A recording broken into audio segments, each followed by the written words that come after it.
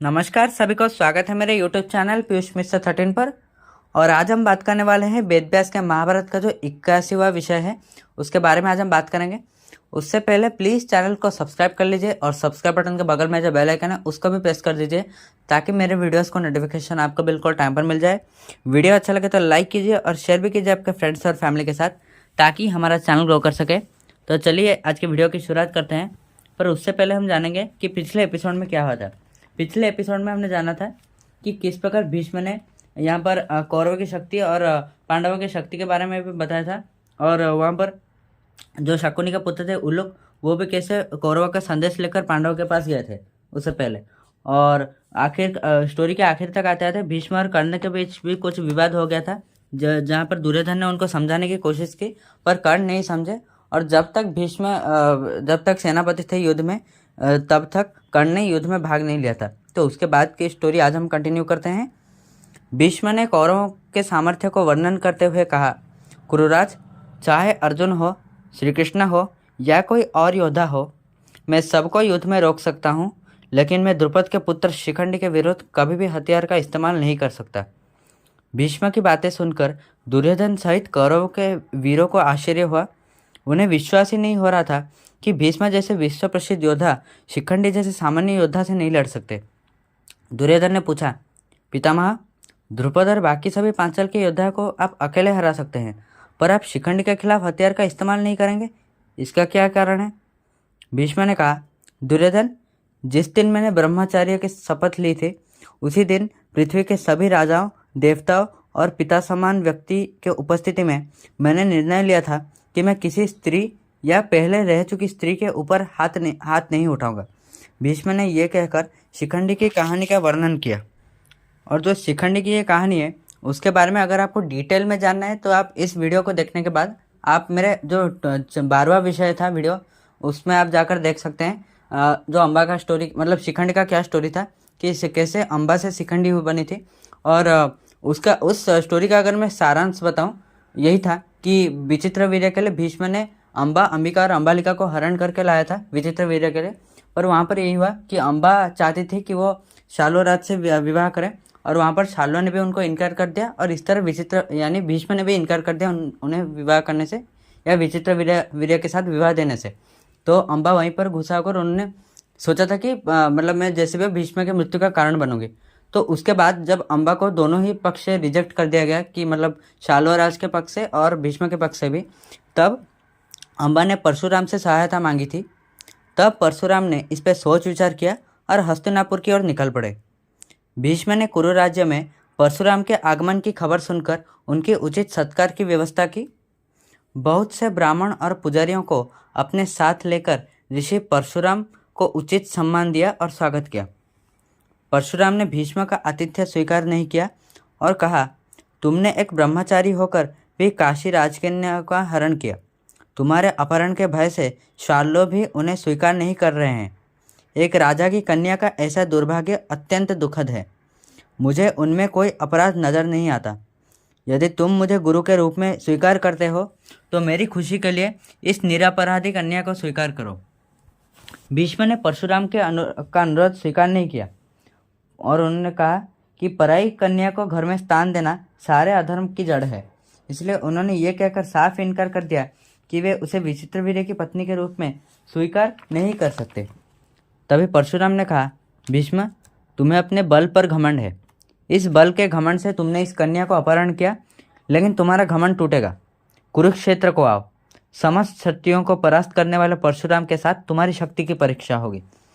कुरुक्षेत्र में विश्व प्रसिद्ध योद्धा परशुराम और कुरुश्रेष्ठ भीष्म के बीच 21 दिनों तक भयंकर युद्ध हुआ। परशुराम अपनी इच्छा से किसी भी अस्त्र को प्रकट कर सकते थे। एक दिन भीष्म विजयी होते थे तो दूसरे दिन परशुराम विजयी होते थे। मतलब बहुत ही कह सकते हैं कि इक्वल युद्ध चल रहा था। किसी दिन भीष्म जीत रहे थे, किसी दिन परशुराम जीत रहे थे।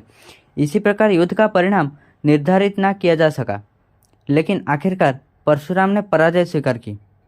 तभी परशुराम ने अस्त्र त्याग करके अम्बा से कहा, मैंने मतलब यहाँ पर परशुराम अपने जो होता है कि एज के कारण वह हार गए, क्योंकि एक एज के बाद होता है, क्योंकि उस समय भीष्म बहुत तरुण थे और परशुराम बूढ़े हो चुके थे। तो वहाँ पर थोड़ा एज फैक्टर आ गया परशुराम के, उनके पक्ष में वो नहीं रहा, और वहाँ पर परशुराम इसलिए उन्होंने पराजय स्वीकार किया। और परशुराम ने अस्त्र त्याग करके अम्बा से कहा, मैंने कई वर्षों से अस्त्र का त्याग किया था, परंतु तुम्हारे लिए मैंने अस्त्र धारण करके अपने प्रिय शिष्य भीष्म से युद्ध किया, पर उसको परास्त नहीं कर पाया। तुम्हारी इच्छा पूरी ना कर पाने पर मुझे खेद है। अब तुम अपना भाग्य खुद तलाशो। भीष्म ने पराजय का कोई दूसरा उपाय जब ना दिखा, तब अम्बा कठोर तपस्या में लग गई। तो महादेव उनकी तपस्या से प्रसन्न होकर उन्हें वर मांगने की अनुमति दी। अम्बा ने कहा, महादेव, मुझे शांतनु पुत्र भीष्म के वध के लिए वर दीजिए कि मैं पुरुष रूप धारण करके वो हासिल कर सकूं। महादेव ने कहा, अम्बा, तुम्हारा प्रतिज्ञा पूरा होगा। अगले जन्म में तुम द्रुपद के कुल में जन्म लोगे और वीरों में गिने जाओगे और भीष्म की मृत्यु का कारण बनोगे। शीघ्र पुनर्जन्म की कामना से अम्बा ने स्वयं को अग्नि में झोंक दिया। कई वर्षों तक कुरु और पांचाल के बीच वाद विवाद चल रहा था। राजा द्रुपद भीष्म को सहन नहीं कर पा रहे थे, भीष्म का जो ताकत था उसको वो सहन नहीं कर पा रहे थे। इसलिए भीष्म के विरुद्ध हिंसा करने के उद्देश्य से पुत्र की इच्छा करके शिवजी की आराधना की।